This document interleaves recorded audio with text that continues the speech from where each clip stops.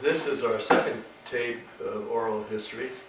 It covers essentially the same period as the first, between 1925 and 1942, the time I was born until the time I graduated from high school. We're going to cover on this tape questions from Steve and Lara about things said on the first, and then I'm also going to elaborate when we're finished with that with some historical notes that might be of interest because people will not have ever heard of them unless I mention them. We could start off with Lara, who has a comprehensive list of, this is all she's not extemporaneous, but my responses are going to be completely extemporaneous, and I have no idea whether they're going to be even accurate, but go ahead. These are unknown questions. Okay.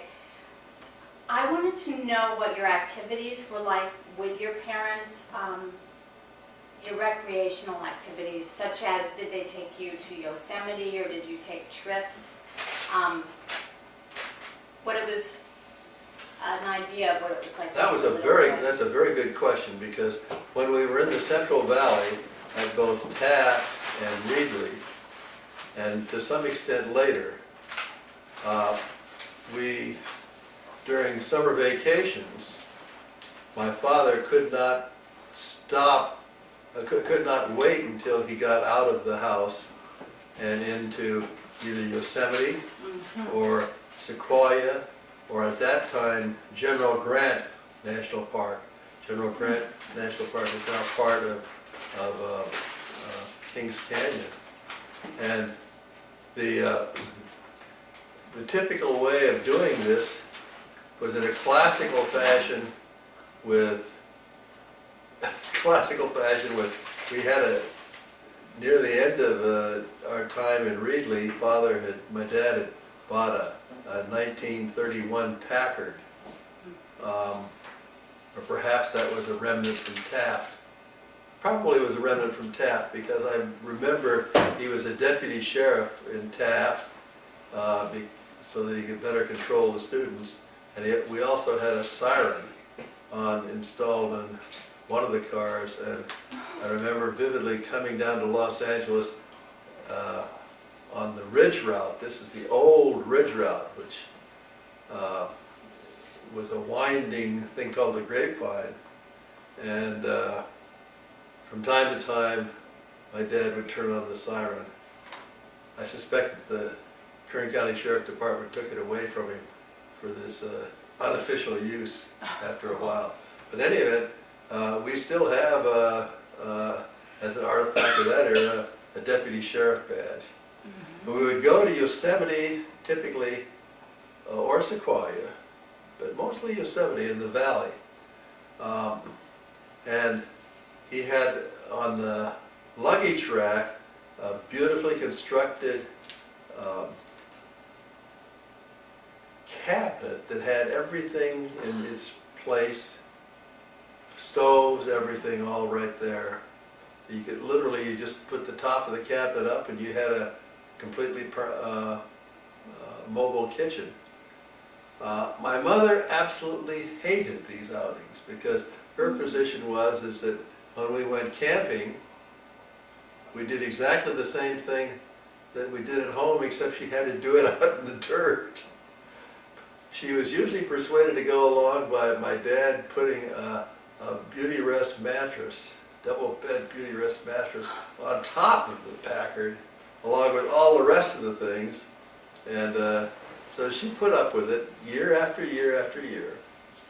From time to time, of course, she had to go to Santa Cruz to help her sister Mabel with my grandmother Elmira Bartlett, who was a scourge to the entire family, including her kids, and who was the mother and Mabel dutifully did the very best they could. Now, when we were out in the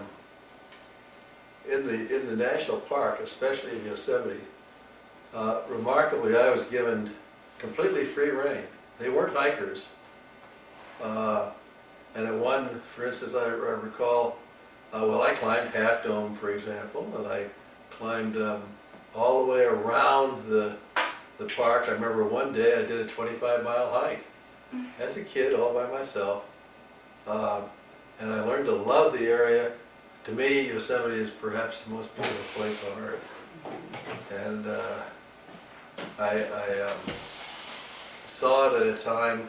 In those days, the camping restrictions were something like two weeks, so you could actually go there for 2 to 4 weeks, and went. We had a good part of the summer actually physically there. What's your dog?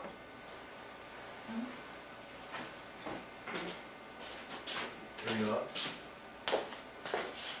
I'm uncertain as to when we started this routine, because after all, in the Taft years, I was under 5 years old. But Dad had to get out camping, and I absolutely loved it. He would loaf around all day. Mother would work, and we had a great time. The other kinds of recreation that we had were pretty simple. Of course, I had lots of playmates and friends. I wasn't always reading a book. And the Boy Scouts was a principal thing for a period of time, as I'd mentioned in the main tape. The Boy Scouts, there was a Camp Valyermo, which I'd mentioned on the first tape, which was a major camping area out in the Valyermo area of the San Gabriel Mountains, and that the Los Angeles group of scouts went to. And there we had contests of all sorts, like first aid contests and tracking contests and things of that nature. And in my usual and modest fashion, I did very well in those things. And our troop did very well because of that. As far as athletic activities were concerned, there weren't really very many opportunities for me to do that. And of course, by the time I got into high school and was emphasizing the Reserve Officers Training Corps, there was virtually nothing to do there, because that activity was one where I really started an hour before my first class was when I was teaching, and it started an hour before the class, its regular high school class, the earliest of the regular high school classes. And then I was all afternoon taking all of, I had something in all periods in high school. So I had ROTC first period and pre-first period, and then also post-sixth period. I have a question. Yeah. Well, it's obvious to know the origin. When did Duane become Mac? And how? And by who? That's an interesting question. I never particularly liked Duane, but I believe that most of the time in school I was referred to as Duane, but then there were some people in the ROTC and some classmates of mine, and in fact my so-called cousins. In high school, there were a group of us who were very close. We'd been playing, we'd play football in the street in the front of my house down on Layton Avenue, and do an awful lot of things together. And the cousins consisted of Howard Shinduvi, Clyde Tucker, Steve Webb, Richard Peterson, a Dick Peterson. That's not seven. And some other people. And we were more or less inseparable. It turns out that we did a lot of things together. Most of these, Howard Shinduvi in particular, was a bosom buddy of mine, and we'd go to the movies together and everything else. I think it's possible that Howie may have called me Mac first, but it caught on very rapidly. And so I was called Mac in high school by not of course by the teachers ever, but by most of my friends, and not by girls. I did know some girls, but not very well. Nowhere near as well as I wanted to at the time. Girls were a very difficult thing for me. Did your parents always call you Duane? Yes, they always called me Duane, and you see, my father was John Torrance McRuer. His father was John Torrance McRuer. There wasn't a senior-junior appellation connected to the two of them as far as I know. My middle name was Torrance. This, of course, goes back to my grandfather's mother's maiden name, Torrance. She was a Mary Torrance.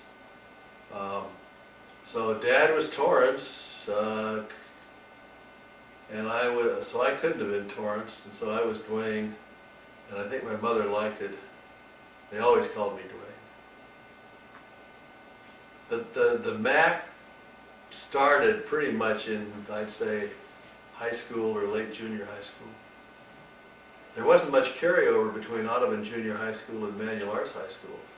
I was at the very edge of the Audubon district. In fact, I believe I was past the edge, and that my father had gotten me a special permit to go to Audubon, which was midway between 3 different junior highs, roughly. Fauché, Audubon, and John Adams. Well, John Adams was downtown. Fauché was a largely black school, and Audubon was a very first-class school, so they wanted me to go there. And Dad was in the school system, so it wasn't difficult for me to get a permit there. It was midway, but I think I was in the John Adams district because of some peculiar gerrymandering, which was by far the furthest school for me to travel to.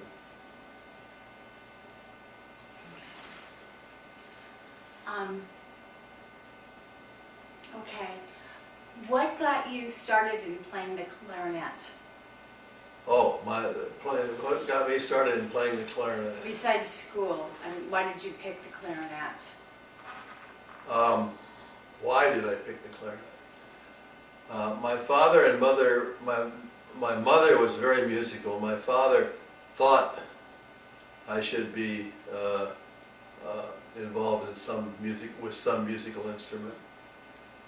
The origins of why it was a clarinet rather than an oboe or a trumpet or something like that are, in my own mind, very obscure. But this started when I was, right after we moved to Los Angeles. And my father had one of his teachers at Los Angeles City College Night School was a man named Lewis Lynn, who mastered many instruments and and taught me the clarinet. He was my music teacher. He came once a week to the house, and I played for him. And I was supposed to practice at least an hour a day on the clarinet, and I got reasonably good, but only reasonably good. My father was disappointed with my clarinet operations because Dad always thought that I should completely master things, which in his mind meant that I memorized the piece completely and put all the bells and whistles on it. Fortunately, Lewis Lynn, my music teacher, had to put up with my father as an administrator, so he was a little more reasonable as far as his demands were concerned.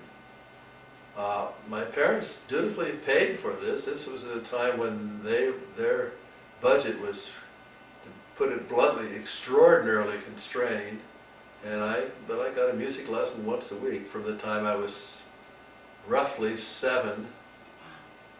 or 7, I guess, until the time when I entered high school.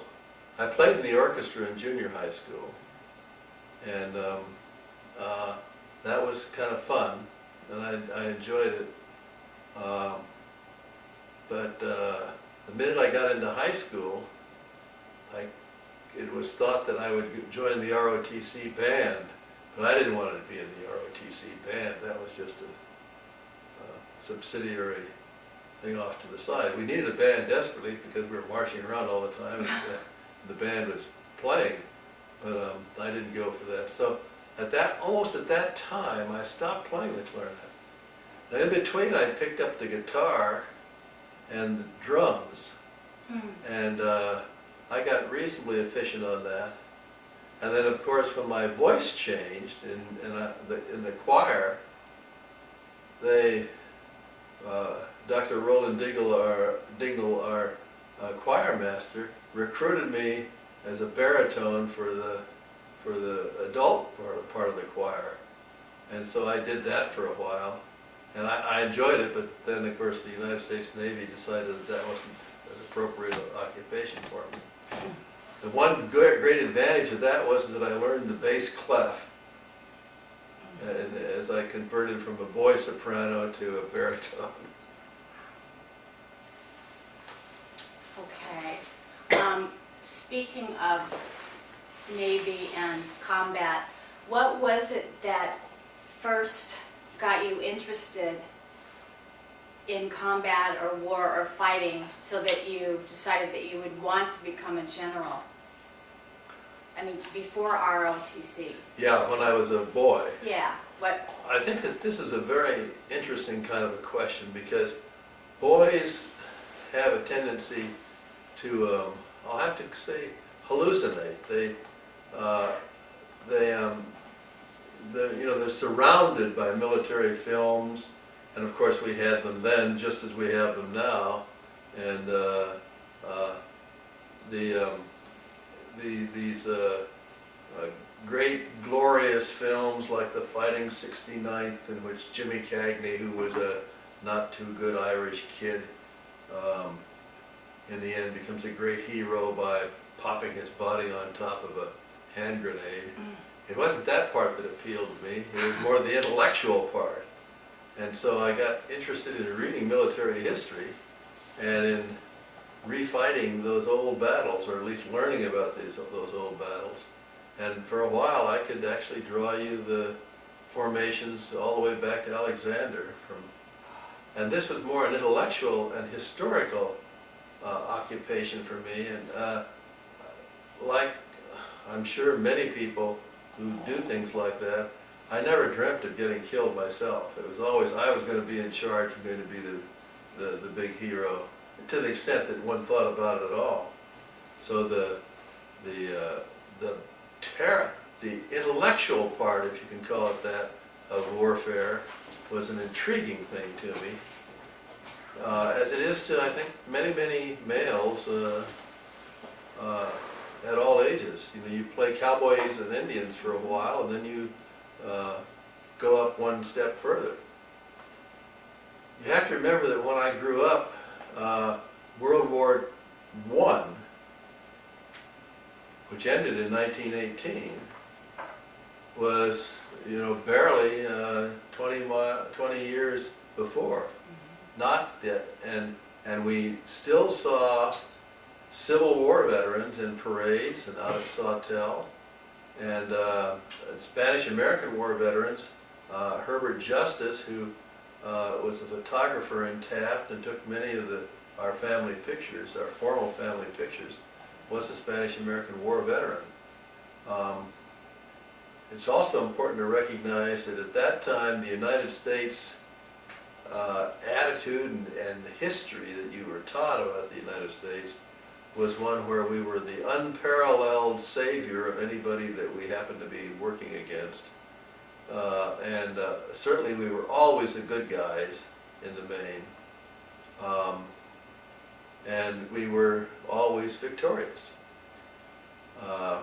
Things have changed somewhat since, but you have to have that attitude that, in fact, I do recall vividly when Pearl Harbor happened.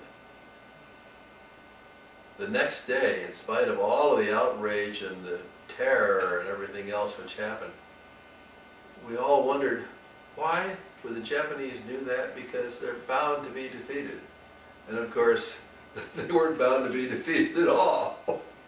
We were terribly unprepared, as in general, compared to the way in which both the Germans and the Japanese were. They were vastly superior military entities at that time. Didn't last.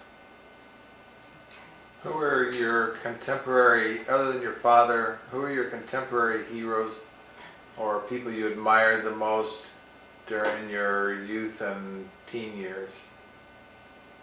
Public figures that Public you... figures. Yeah. Well, for anybody who survived the Depression in a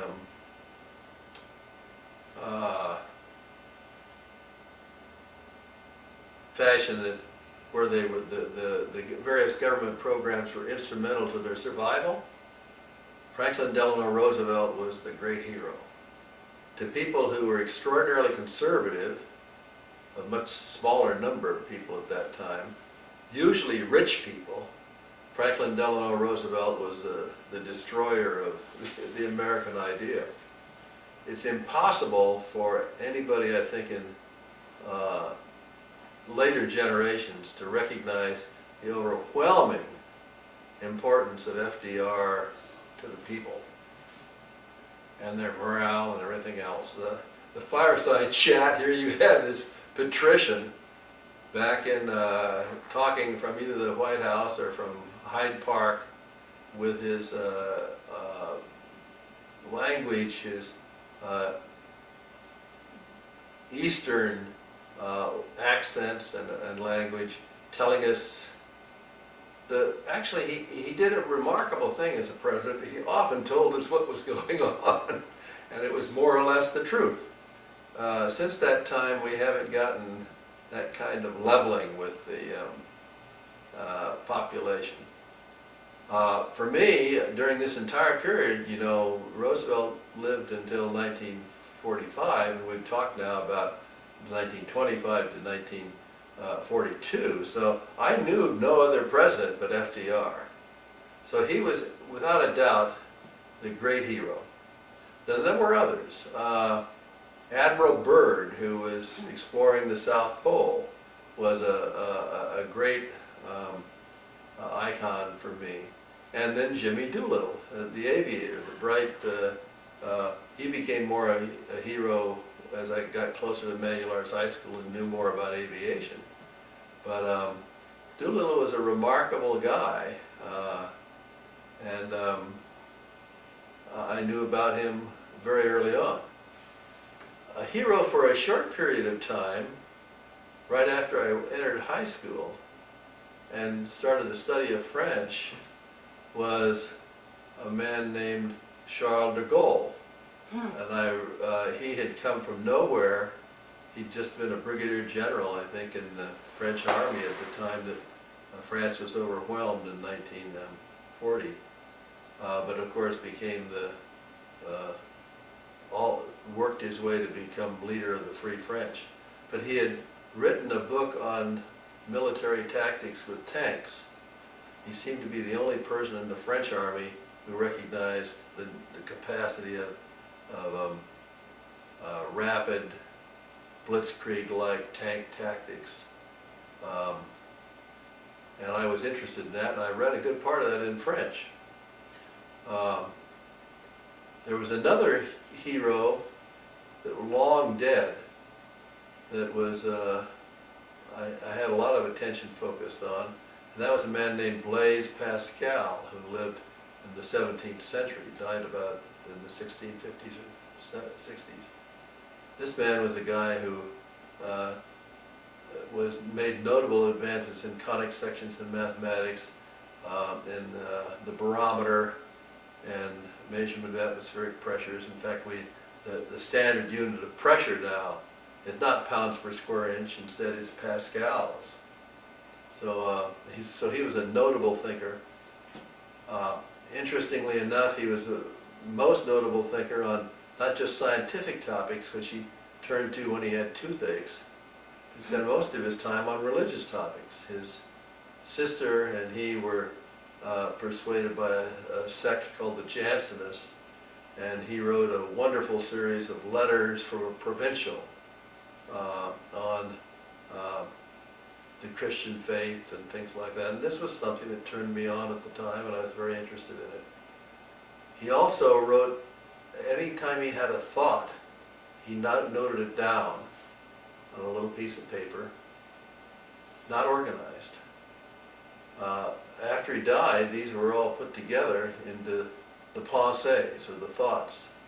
And they have a remarkable variety of things that are covered, ranging from Pascal's wager to thoughts on other subjects. So there's I was very interested in this, and I read it in both French and in English, and I still from time to time look at the pensées because they make a great deal of sense in some ways.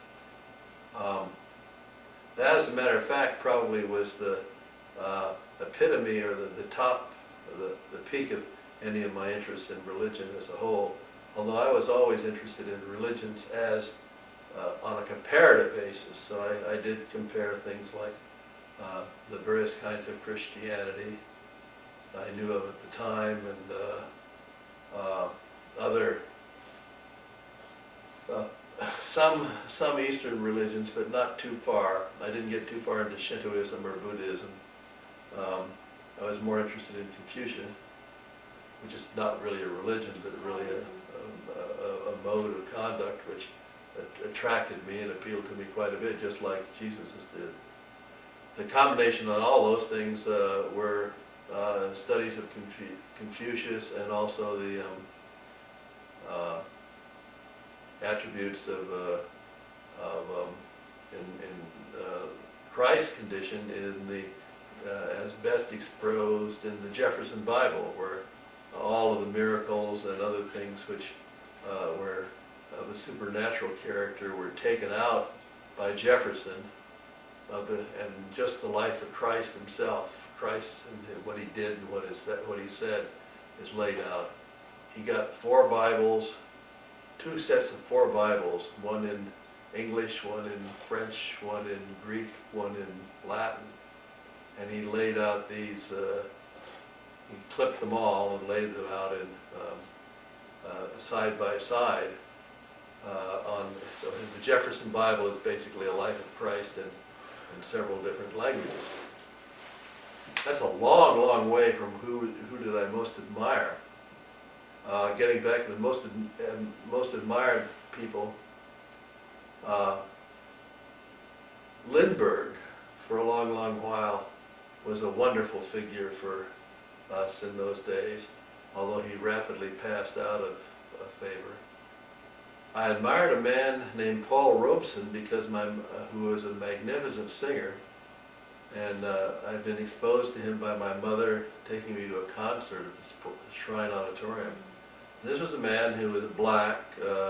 He was an All-American football player at Rutgers in 1918 or thereabouts, and of course had an outstanding stage career.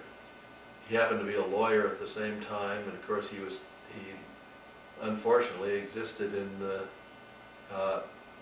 among a person who was at the upper level in intelligence and everything else, and talent, had to exist in this terrible climate of Jim Crow, which did happen during this period. Anyone else? There are many other people. I'm just I should perhaps recall them.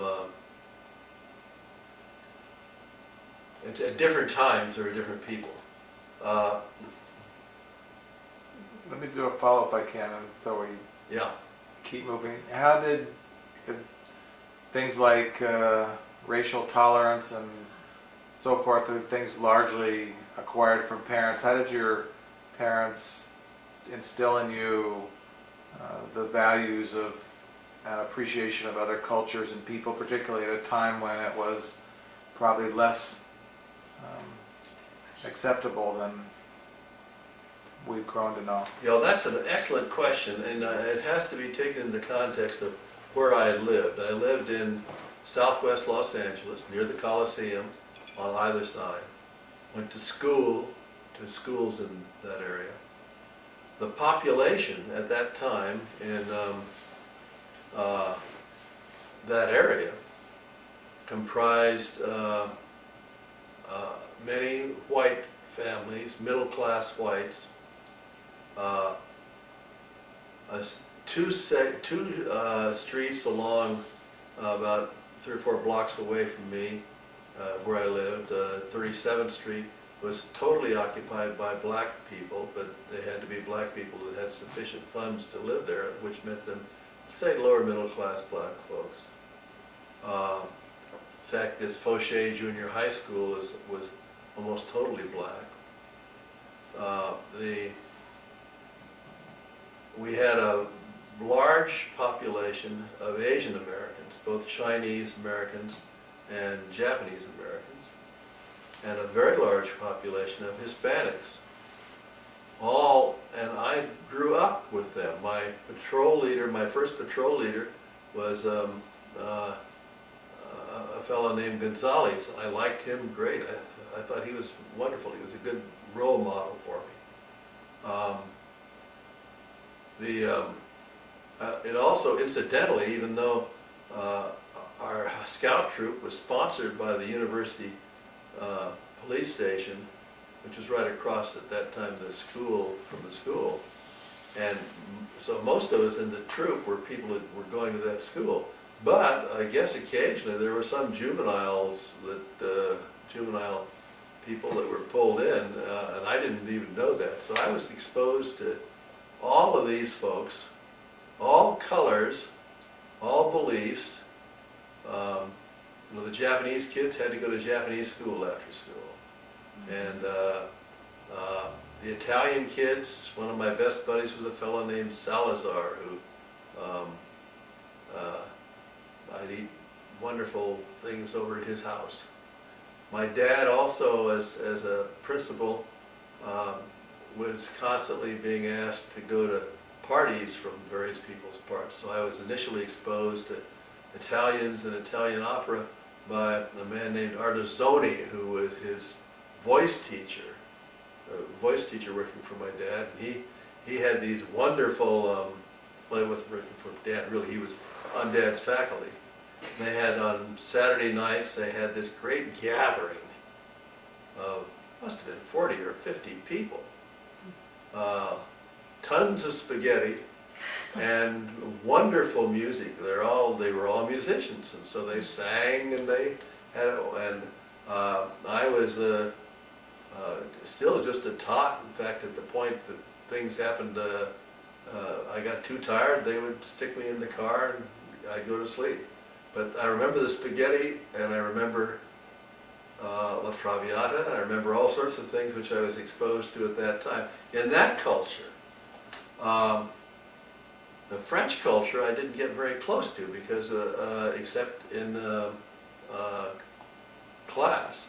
So I grew up in an area and in schools that were integrated, and we didn't even know it. So it was a great surprise to me when we had any problems with integration. And I do mean that. I vividly recall later on telling people, well, we're not going to have any race problems or anything like that in Los Angeles. It's just not going to happen. And I think it was a couple of weeks that the Watts riots came on or something like that. But I lived near Central Avenue in what southwest Los Angeles, which is now almost a black and Hispanic enclave, just wasn't then. But I lived near Central Avenue, and at that time the black community, the upper class black community, had lots of things going on Central Avenue. And when I could, later on when I was old enough to get in, I visited places like the Club Alabama and to see Count Basie and stuff like that. We would explore around there. And in fact, 2 or 3 of us that were white and everybody else was black. And I always felt very comfortable. One of my black friends was, and I decided that we were going to become boxers. And on a dare, we went down to Main Street Gym. I must have been, couldn't have been more than 16, because it was still in high school. We were going to sign on as sparring partners. And I think I did get in a ring with a guy named Turkey Thompson, who immediately turned me into a dead turkey. And that didn't last very long, but the interaction of those cultures, we had him over to the house for dinner and so on. Now, that didn't come from my parents. That came from my playmates and my schoolmates, and my parents had the very good sense to not do anything or say anything about that.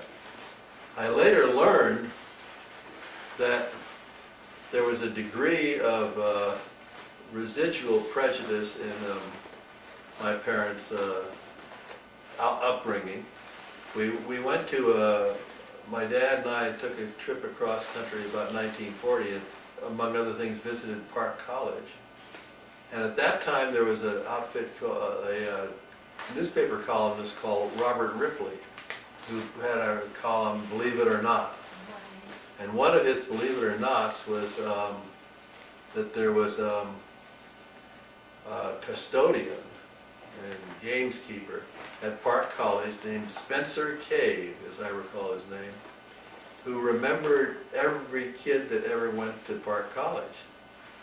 Well, I read this about 1938 or 39, and then we went on this trip. And Dad took me over to the campus. And my father, of course, if you look at pictures of him in college or before college, and look at pictures of him as this somewhat overweight, gray-haired man with glasses, you wouldn't be able to tell who it was. We almost immediately ran across this custodian as we were walking across the campus. And he said, "Hello, Torrance, how are you?" And they had 5 minutes of talk, and he was obviously very friendly. But I don't think that Dad ever quite got to the point that he believed that a black person had the same mental acuity as he did, or as white people did. He never really said that, but I don't think he ever got there. He never showed, neither my father nor my mother ever showed any racial intolerance. One of my mother's great idols was Marian Anderson. And and of course, as far as I was concerned, once I got interested in music that was other than classical music, the great band leaders of the time, Benny Goodman and Artie Shaw, of course, were idols because they played the clarinet. But then Barney Bigard and some people who happened to be black and who were very, very good really enticed me. So later on in college, my roommate and buddy Johnny Ucropina and I wandered through all of the little joints where these people were playing, and so we got to see people like Jelly Roll Morton and Fats Waller and Ammons and Johnson, and names that you won't have ever heard of, but who were the key. Well, B.B. King even was coming along. He was a youngster, but this was just a delightful thing to do when we could go out when we were in the Navy on Saturday nights. And being in uniform, we could get in these places even though we were underage. Speaking of heroes, when did you first start to admire Benjamin Franklin? Well, that's an interesting point. The people that I admired in the colonial period were, I guess, the ones that all of us do, the founding fathers, who have remarkably good presses at this end. It's very difficult to remember that these characters were, in a sense, rabble-rousers and had agendas of their own. We know what they are, but they aren't emphasized. It's also terribly difficult to recognize that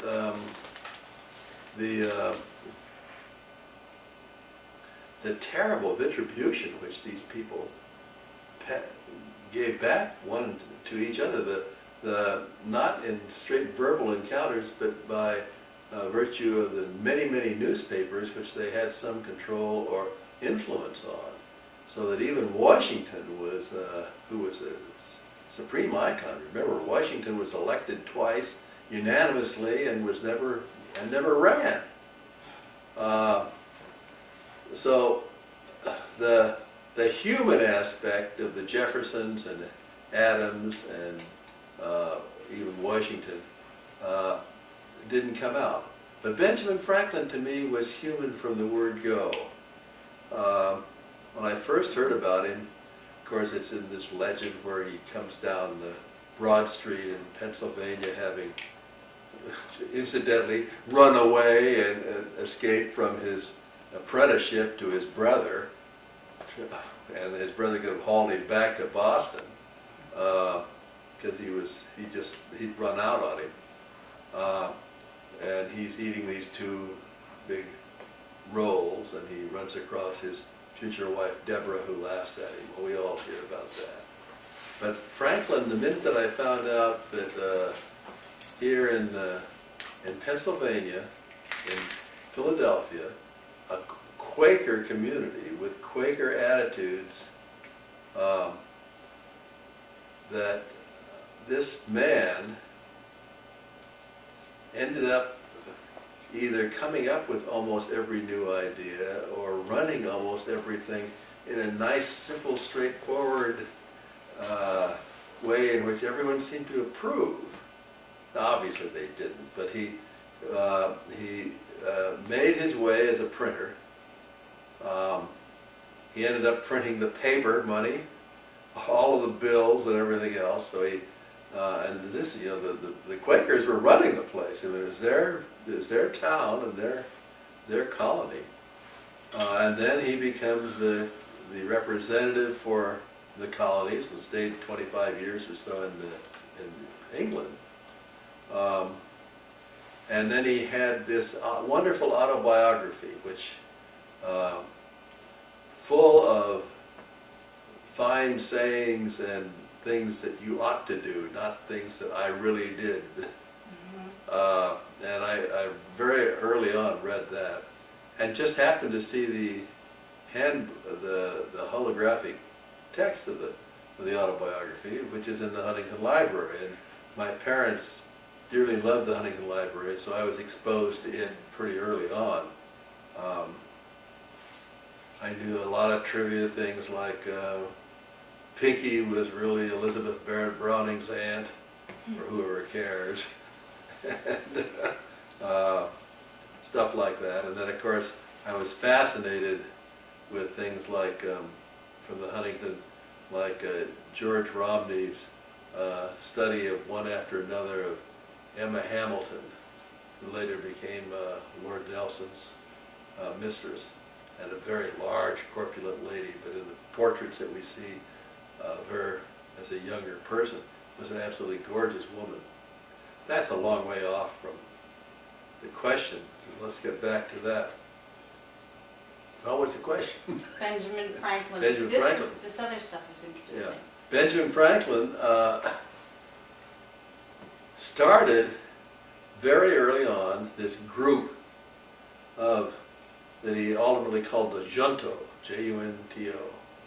And it was a group of people in Philadelphia who would gather together weekly, I think, and exchange views. And then when they were out of Philadelphia, they would write to each other. And their views were on everything. Literally everything. Beyond religion, although they didn't discuss that very much in terms, because there were too many different views. But on all the sciences, they were represented as Joseph Priestley, for example, who was a noted chemist of the time, came down from Princeton and talked to them, or was one of them. Benjamin Rush, who was the great physician in Philadelphia, and was one of them.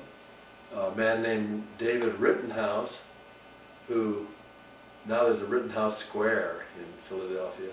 David Rittenhouse had constructed an orrery.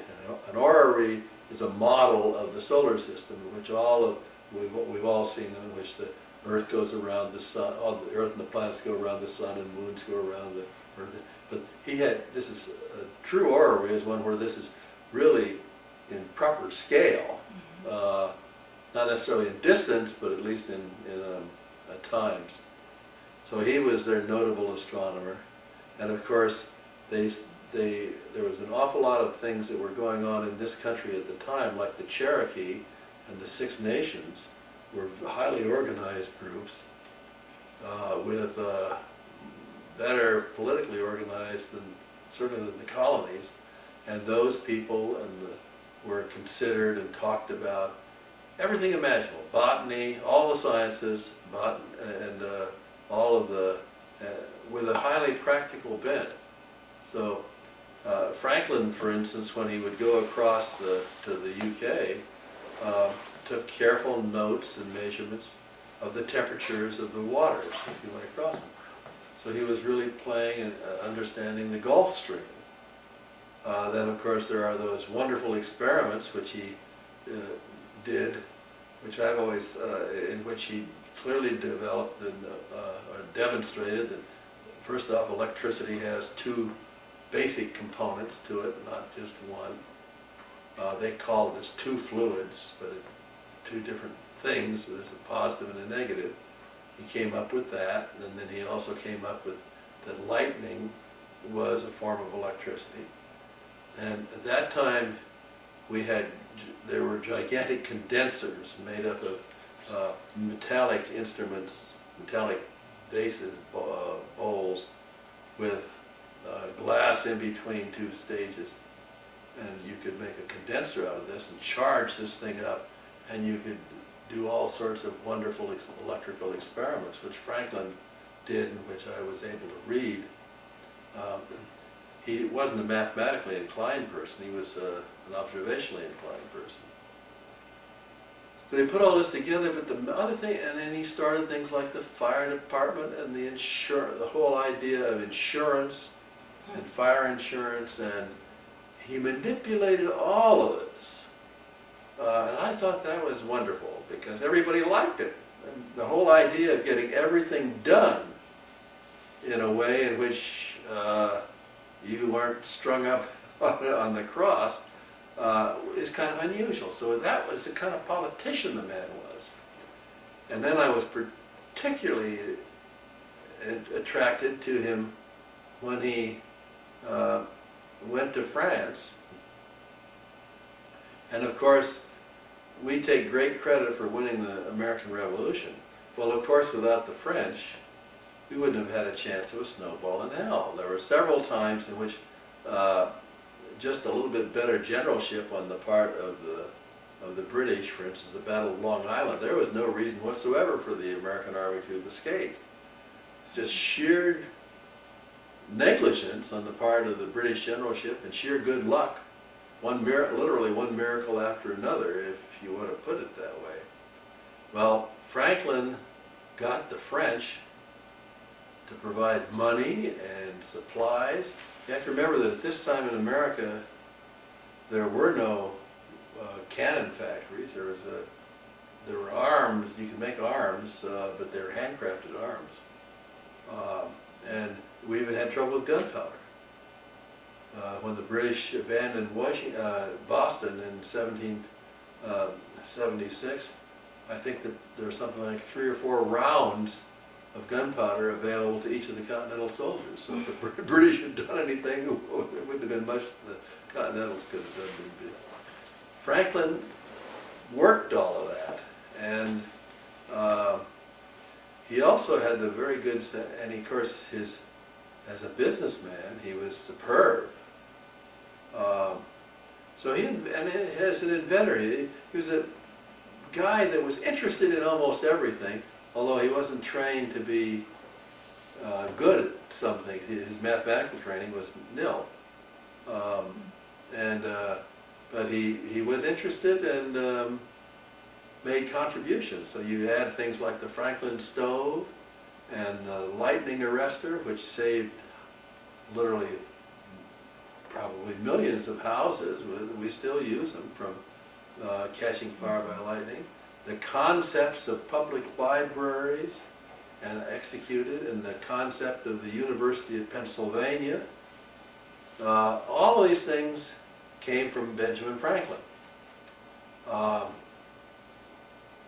The Junto became the American Philosophical Society, which has its building right next to Independence Hall in Philadelphia, and is our main, was our original scientific society. And Franklin, of course, important for that. So it seemed that whatever you were interested in, you could put your finger on it, like the Declaration of Independence, or how we got through the Revolutionary War, or our operations with the United, with Great Britain before the war, when we were still colonies. Franklin seemed to have his influence almost everywhere, which of course he did, because he was the Postmaster General, and that way all of his stuff got sent first, and he knew what all the news was first, so the guy was on top of everything in addition, and he had this way about him. I'd be fascinated on what it amounted to and how he handled it. Now, he was not admired by many of his colleagues. John Adams couldn't stand him, even though he was working with him. And other people thought he was well past his prime, which, you know, he was up into his 80s when he died at 84, I think. But I thought that in the entire revolutionary period that he was the most both conniving, but yet effectively conniving and manipulating, and an inventor of both cultural, community, and technical things. The one scene I wished I could have seen, and I'm not sure I even believe it, is as the long-term emissary for certain of the colonies, Pennsylvania and Massachusetts and other, in Great Britain. He was called from time to time before the Privy Council to explain something or to take a lot of flack. And he, Barbara Tushman, I think, in her book, The Most Dangerous Man in America, I think this is actually accurate. You have to look at the book. But he was being chewed out for hours in front of this Privy Council. He's standing up and all these other people are around. And they really are socking it to him. And then, as the, kind of major spokesman of this group that was coming at him, left. He didn't have any response at all. He just stood there and took it. He did talk, he did whisper to this fellow as he left, and he said, "I will make of your master a little king for this." And then he did. I'd like to come back. We have about 8 minutes left. Do you remember the 1933 earthquake? I really don't. We were in Taft, I think, at the time, and I certainly remember the Long Beach, you know, we'd heard of the Long Beach earthquake, and it was terrible. So you weren't here. But I wasn't physically here. And then transportation, you've talked about the streetcars and the cars your father had. When was your first experience out of California? What was the means of transportation that was on? Well, we would drive to visit my uncle and his family, Uncle Duncan, mainly to Arizona. We would visit them about once a year. Did you ever take a train? Just to Santa Cruz. The daylight, the coast daylight, and the valley daylight. I was exposed to sea travel when Old Ironsides was brought up to hauled or was towed around the continent after it had been rebuilt in the early 30s and visited every place. And the Old Ironsides really turned me on. I visited it when I was maybe 6 or 7. Dad and Mother took me up to San Francisco where it was, and I was able to go all over that ship and imagine myself, could actually at the time stand up on it. I haven't been able to ever since the times I visited.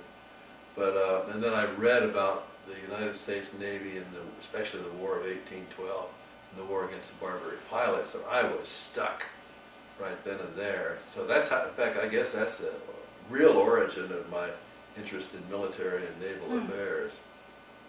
It's also, interestingly enough, the first time that I ever wrote anything.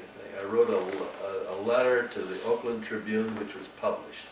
Wow. And I delighted years later when my dear friend and colleague Dunstan Graham, who claimed that he had written something that was published before I did, he'd written a very interesting article for, I think St. Bartholomew's magazine called An American Boy Scout in the Hitler Youth.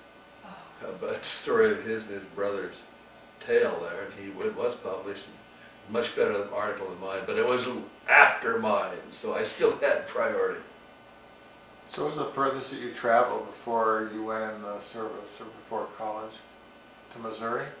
Yes, we had several cross-country trips. My Aunt Mabel, mother, grandmother, and I went on several trips to the national parks into Zion and Bryce and Zion and places like that. Mabel was the only one of that generation, only female of that generation that learned to drive. And then my father and I took a wonderful trip all the way across into Missouri, visiting both my mother's and father's families on the way. That was done right before the war, and it was a real eye-opener. The first train trip that was an eye-opener for me was when I happened to be during the Navy, when I had a leave and I went down to Dallas to visit my aunt and uncle, Russell and Jeannie McFarland, and my cousin Patsy. I was on a Southern Pacific train, and we were, all in uniform. Most of us were in uniform, and lo and behold, all sitting and talking. I remember talking to quite a few black guys who were going someplace. And all of a sudden, in El Paso, the black guys disappeared. They were all stuck in a different part of the train. And I had never experienced that before, never conceived of it, probably knew about it, but just, there was no experience, this business of drinking fountains, colored drinking fountains, white, that had just, and that was a pretty profound impact that I had on me, and that I still keep to this day as a, because it was so sudden. They were here, they were part of you, and then all of a sudden they're gone.